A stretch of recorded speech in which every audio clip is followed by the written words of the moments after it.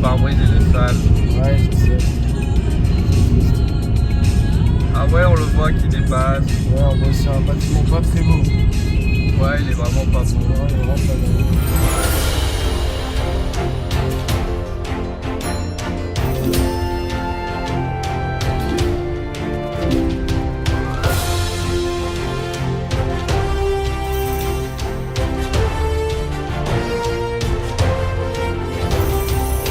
Mesdames et messieurs, nous sommes aujourd'hui à... Hyde Park. Non, je crois que tu t'es un petit peu trompé. Le parc est bien plus beau, donc il y a un problème là. Non, à Hansa Park. Ça va être l'avant-dernier parc de strip, mais la dernière vidéo parce que je vais pas filmer à Fanta pour bien profiter. Mais on vient d'arriver et le parc est déjà vraiment super beau et extrêmement vide. Du coup, ça va être très cool. J'ai trop hâte. Il y a des très bons coasters à aller faire dans ce parc. Il y a une méga tour. On la voit pas, elle est là. De chute de 120 mètres de haut. Qui est une des plus hautes du monde. Du coup, beaucoup trop de trucs intéressants à faire. Avec un tilt. Et le parc a l'air vraiment en premier abord vraiment très très beau. Ouais. Donc on va aller visiter tout ça, ça a l'air très stylé en tout cas, hâte de pouvoir tester toutes les attractions et puis voilà, on est parti, let's go. Oui. Ah, Hansa Park, je vais pas vous mentir, c'est le parc qu'on attendait le plus de strip. Hansa Park, c'est LE parc allemand par excellence, bucolique, boisé, bien décoré avec un charme fou et des attractions à vous couper le souffle. Mais malheureusement, il se mérite car il se situe tout au nord de l'Allemagne, pas trop loin du Danemark et à quelques pas de la mer Baltique. Ouvert en 1973 en tant que Legoland, il a vite été revendu et est devenu Hansa Park en 1987. Depuis, il se développe petit à petit à coup de gros investissements qui ont permis la construction de Flur von Novgorod en 2009 et Schwurdeskaarnan en 2015, deux des meilleurs coasters du constructeur Gerschauer. On y trouve aussi pas mal d'attractions aquatiques et quelques autres petites pépites comme le fameux Highlander, une des plus hautes tours de chute au monde qui permet d'observer la mer Baltique en haut de ses 120 mètres. Bref, que des grosses dingueries qui promettent de passer une très bonne journée.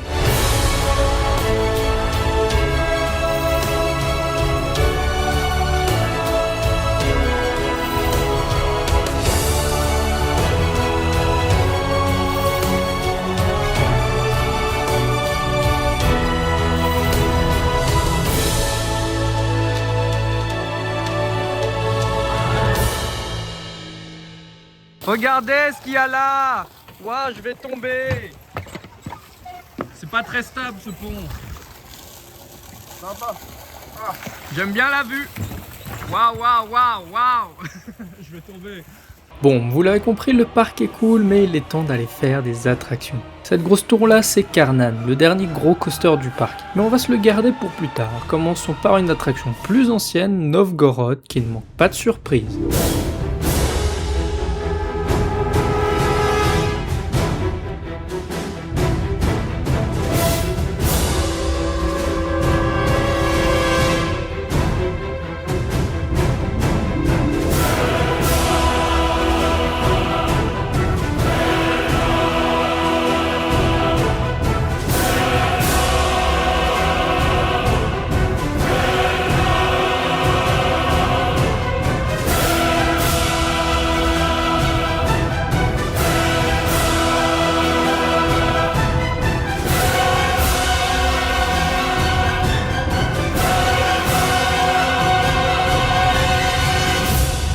On vient de sortir de notre premier coaster, Flutsch von Novgorod. Je crois que c'est ça. Est-ce que je me suis trompé? Flurt von Novgorod. Novgorod. Et alors moi je spoil pas dans ma vidéo, donc vous inquiétez pas, vous allez pas vous faire spoil. Le but c'est que vraiment vous viviez le jour où vous allez visiter le parc, que vous vivez vraiment l'expérience comme une première découverte. Et moi c'est ce que j'ai fait, je me suis pas fait spoiler. Et mon dieu, qu'est-ce que c'est trop bien. Il y a beaucoup trop d'effets, beaucoup trop de surprises dedans. Ça rend le truc exceptionnel et juste l'ambiance, même tu vas dans la file d'attente, la file d'attente est trop belle, tu as toute une partie de la file d'attente où tu es à l'intérieur et c'est trop bien thématisé avec de la musique très sombre et tout, ça rend une ambiance vraiment super. Du coup j'ai vraiment trop kiffé. Après, moi je trouve que si tu prends juste le coaster en soi, bon c'est pas révolutionnaire, c'est pas un coaster qui est exceptionnel qui va te faire vivre des sensations de fou. Il y a un bon launch quand même, mais Le Midnight Twist, c'est hanging, sympa. Oui, mais ça reste du Gerstlauer, donc pas forcément les meilleurs coasters. Ça vibre un petit peu, mais ça se fait très bien, ça m'a pas gêné. Voilà, donc pour vous dire quand même, c'est vraiment un coaster à faire type dans l'immersion et tout ça, vraiment ce qu'on pourrait retrouver à Efteling, mais même en mieux, genre je préfère ça à Baron. Hein. Je pense aussi. Je préfère ça à Baron. Je pense en termes Vraiment. d'immersion, c'est assez dingue. Il n'y a pas un pré-show comme on peut retrouver sur Baron, mais le coaster en lui-même est bien plus intéressant et bien mieux thématisé que le Baron. Ah ouais. C'est clair. Et il est très très beau et très surprenant et c'est vraiment un très très bon coaster, une très très bonne découverte. Donc vous faites pas spoil. Non, vous faites pas spoil. C'est la seule recommandation, vous faites pas spoil et venez à Hansa Park un jour où il n'y a personne pour faire ce truc là. Parce que je pense qu'on va le faire beaucoup de fois dans la journée, vu comment c'est bien.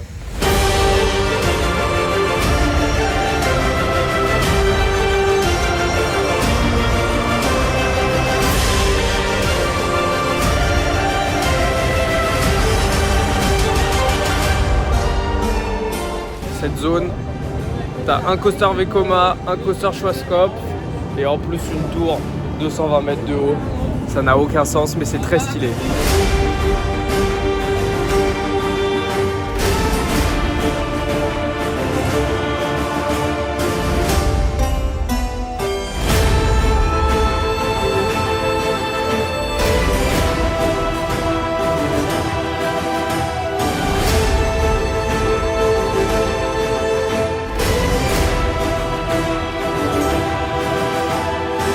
On a fait deux petits crédits là du parc, un petit Preston et Barberry qui était à côté de Novgorod, et puis là le petit Vekoma à côté de Nessie Highlander.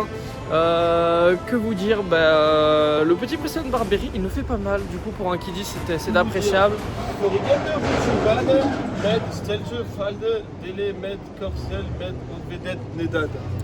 Exactement, c'était ça. Et le petit est bien thématisé. Le petit Vekoma il est très beau aussi, par contre lui il donne un peu plus de taquet. Mais ce qui est très appréciable, c'est que tout est bien thématisé. Même les petites attractions elles sont bien thématisées. Tout est adapté pour les enfants. Genre sur le petit Preston et Barberry, t'as un siège pour les enfants et un siège pour les adultes. Tout est vraiment bien fait. Là on se dirige vers Nessie qui est aussi trop beau. Genre toutes les attractions elles sont trop bien thématisées, trop bien intégrées. Je trouve ce parc trop stylé. Je suis fan, je suis amoureux. Ce parc est trop bien.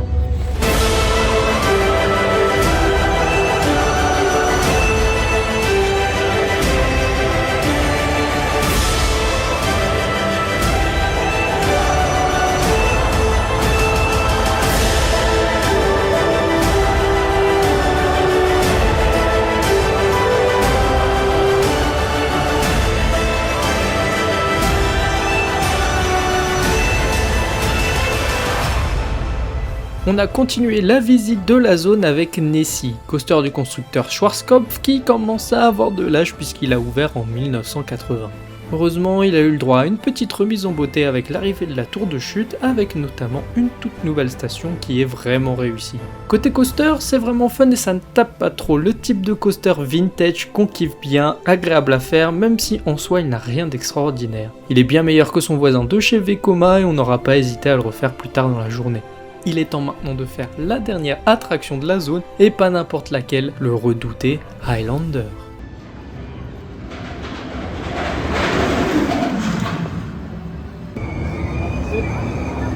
On sort de cette méga tour de 120 mètres. Mon Dieu, j'en tremble un petit peu encore. Elle fait tellement son effet.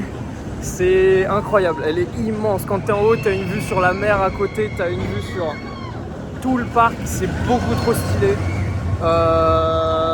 Et on l'a fait, alors il faut savoir en fait l'attraction elle a deux programmes différents. Avant 13h elle fait juste un tilt. Du coup en fait elle va tilter un peu, elle va se pencher, tu vas être bien au-dessus du vide, mais vraiment tu vois bien le vide. Et après elle va se remettre droite pour tomber. Et d'après ce que j'ai compris, je ne parle pas allemand, donc on verra cet après-midi quand on la refera. Mais à partir après 13h, elle tilte et elle tombe en étant tiltée. Ça veut dire que tu es vraiment penché vers le sol et puis tu tombes en étant penché vers le sol. C'est quelque chose. Tu as une musique épique et tout quand tu montes. c'est incroyable. Et puis bon, alors t'as pas autant d'effets de drop que dans une Intamin par exemple, ça reste le même modèle le même constructeur que celle à Nigloland, mais elle fait son effet et tu tombes vraiment longtemps. Tu tombes vraiment longtemps, tu prends beaucoup de vitesse et c'est vraiment impressionnant. Franchement, elle fait vraiment son effet. Hâte de voir commencer avec le super tilt d'après-midi, mais c'est très stylé.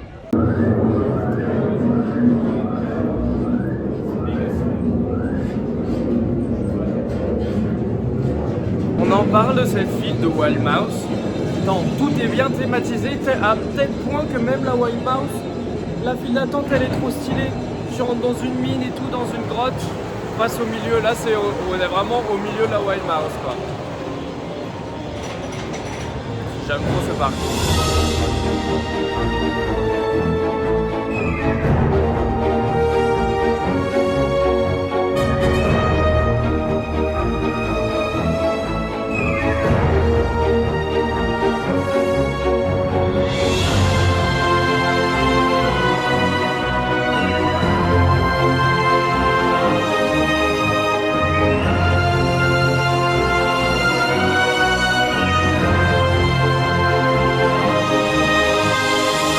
Nous sortons et y'a tout le monde, c'est Squeezie, on se retrouve pour une nouvelle vidéo. La vidéo aujourd'hui, ça va être combien de fois on va jeter Vianney dans l'eau? Bah 0 en fait. Non mais on sort du truc un peu comme l'oxygénarium, là ils ont ça, on ça. Bon c'est sympa mais ça mouille pas et voilà c'est tout. Mais il est l'heure, il est grand temps de se diriger dans cette tour qui se trouve au loin. Ah non j'ai faim, viens on va manger. Et d'aller faire Karnan, non, et on n'a pas faim, c'est l'heure d'aller faire Karnan. On va faire Novgorod, j'ai pas envie de faire Karnan. T'as pas envie de tester? Non, ça t'intrigue pas une énorme tour comme ça de 60, je sais pas combien de mètres? 70. 70? Autant que Silverstar. Ça t'intéresse pas? Non. Non? Non. Non. Un peu. Allez, let's go! Hello, darkness, my old friend. La bouffe avant de ça. Pas mal, hein? Oui. 15 balles le burger, 5 balles la pinte. On va aller faire après quand ça roule, t'inquiète. Mais franchement, pas mal, hein? 15 balles le burger, frites, salade. C'est pas si cher, hein? Pas si cher. Lui, il a pris des desserts, un petit pretzel et tout, mais J'ai tout pris. il a tout pris. J'ai tout pris, j'ai rien compris. Il a tout dévalisé. J'ai tout pris, j'ai rien compris. Il est temps. Après ce léger petit contretemps, allons rider le coaster le plus attendu du trip, Karnan.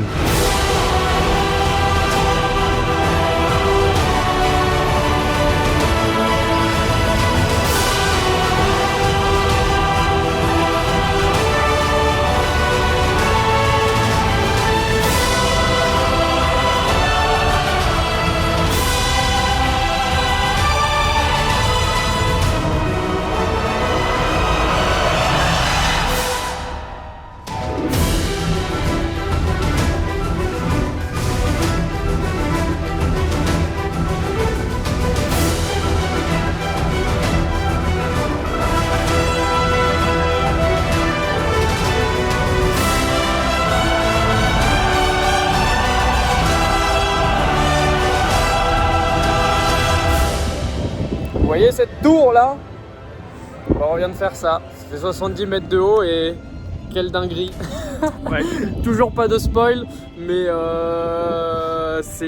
Les spoils Alors, ils sont sur ma vidéo si vous ouais, voulez aller voir. Voilà, si vous Il y voulez a aller des voir les parties spoil et non spoils, spoil. les infos sont sur sa vidéo. Mais c'est fou, genre même genre la file d'attente au niveau de la théma et tout est toujours sur des trucs de fou. Il y a des petits pré-shows. Franchement, c'est en termes de théma et tout, d'immersion, d'histoire. C'est limite ce qu'on pourrait retrouver dans des parcs genre Efteling, Fanta, même mieux qu'Efteling en fait. Et même le coaster en soi, il est vraiment très bon. Alors après, il y a des petites vibrations, ouais, il vibre quand même plus que Novgorod. Je pense que tu peux pas le chain ride du coup, parce que à bout d'un moment, tu dois avoir pas mal à la tête. Mais en termes d'expérience, c'est fou. C'est comme Expérience, Novgorod en termes j'ai d'expérience, jamais vu un coaster avec une telle expérience, honnêtement. Du coup, ouais, franchement, il est très cool. Après, sur le coaster en soi, c'est juste très rapide, avec des grosses inversions, mais vraiment très rapide. Moi j'ai quand même trouvé qu'il y avait du bon airtime. Il y a des bonnes airtime, mais j'ai pas Il y a fait gaffe. 3 points d'airtime et J'ai je trouve pas assez fait cool. gaffe. J'étais tellement dans le truc, ouais, c'est trop bien, ça va Oui. vite. Ouais, non, c'est. t'arrives sur les handbrakes, c'était là, tu fais waouh, mais qu'est-ce que tu viens de voir quoi. Donc c'est validé à fond, même s'il y a quand même des vibrations, mais c'est validé, revalidé. Venez à Hansa, faut tester ce parc parce que c'est une dinguerie, faut tester ces coasters parce que c'est des coasters qu'on trouve nulle part ailleurs et c'est vraiment dingue.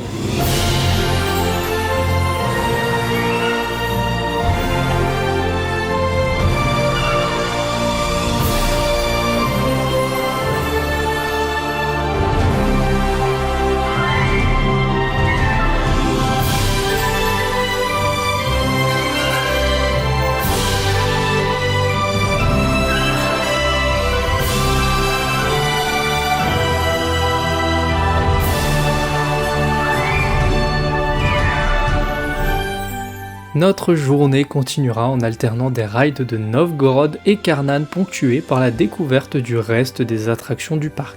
On aura testé Highlander en version Super Tilt qui te fait pendre au-dessus du vide à 120 mètres et rend la chute encore plus impressionnante, un petit flou bien sympathique qui t'emmène dans la forêt et le Skyfly devant Karnan. Verdict sur Hansa Park ? Ce parc est juste exceptionnel. Avec Karnan et Novgorod, de mastodontes avec une réalisation impeccable, un univers immersif et des décors fabuleux, on ne peut qu'être conquis. Oui, les coasters vieillissent un peu, Karnan commence à bien vibrer, mais il suffit de décoller son dos de son siège pour atténuer et profiter des rides. Le reste du parc est tout aussi joli, paisible et soigné, ce qui nous laisse une superbe impression et surtout une envie, c'est d'y retourner. Le petit point noir est la taille du parc, il manque quelques attractions pour qu'il soit vraiment complet. Un bon dark ride, un autre bon coaster ou quelques petits flat rides ne seraient pas de refus. Une chose est sûre, c'est que si le parc continue comme ça, il s'imposera comme une destination à ne pas manquer en Europe et l'un des meilleurs parcs d'Allemagne. En tout cas, c'est notre gros coup de cœur de ce trip qui se termine malheureusement avec cette dernière vidéo. J'espère que cette petite série à la découverte de nouveaux parcs vous aura plu. Si vous en avez manqué, vous pouvez retrouver les autres vidéos à Movie Park, Slara Run ou encore Hyde Park sur la chaîne. Je vous invite aussi à aller voir la vidéo à Phantasialand sur la chaîne de notre cher Franck qui fut le dernier parc de notre trip ensemble, même si je n'ai pas filmé de vidéo là-bas. En tout cas, ce fut un plaisir de vous retrouver cette année et de vous faire découvrir plein de nouveaux parcs et on vous donne rendez-vous l'année prochaine avec, on l'espère, toujours plus de parcs, toujours plus de surprises et toujours plus de coasters. À très bientôt.